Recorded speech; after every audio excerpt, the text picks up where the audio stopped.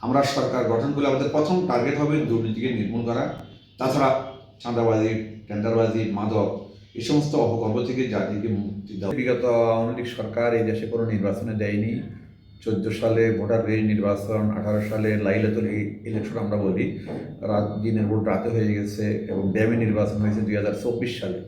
এই কোনো নির্বাচনে জনগণের অংশগ্রহণের কোনো নির্বাচন ছিল না।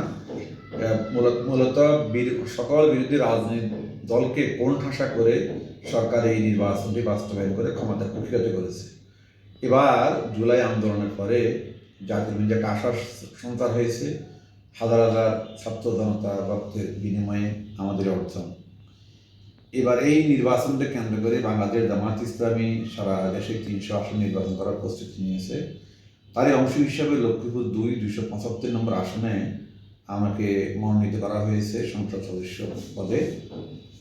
আমি বিগত কয়েক বছর থেকে এই আসনে নির্বাচনের জন্য প্রস্তুতি নিচ্ছি। বিশেষ করে 2006 সাল, 8 সাল, 18 সালে আমি মনোনয়নপত্র দাখিল করেছি, ব্যাপক গণসংযোগ করেছি, কিন্তু জোটের কারণে আমাকে শেষ পর্যন্ত প্রার্থীতা প্রত্যাহার করতে হয়েছে।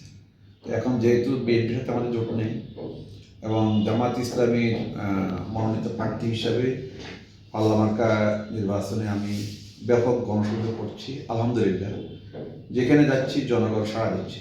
বিশেষ করে আমরা এই দেশে একটি দুর্নীতিমুক্ত দেশ জাতির কাছে উপহার দিয়ে দিতে চাই।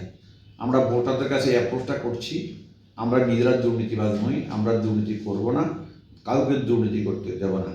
আমরা সরকার গঠন করলে আমাদের প্রথম টার্গেট হবে দুর্নীতিকে নির্মূল করা। তাছাড়া চাঁদাবাজি, টেন্ডারবাজি, মাদক এই সমস্ত অপকর্ম থেকে জাতিকে মুক্তি দেওয়ার জন্য আমরা জনগণের কাছে আশ্বাস দিচ্ছি। জনগণ জামায়াত ইসলামীকে বিশ্বাস করছে। বিশেষ করে জামায়াত ইসলামী এই দেশের মানুষের যে ইমেজ নিয়ে সংগঠন করছে, দল পরিচালনা করছে, এই কারণে জনগণের আস্থার সৃষ্টি হয়েছে আমাদের প্রতি। এই জন্য আমরা মনে করি যে জনগণ আমাদেরকে ভোট দিবে। আমি যেখানে যাচ্ছি জনগণের ব্যাপক সাড়া পাচ্ছি।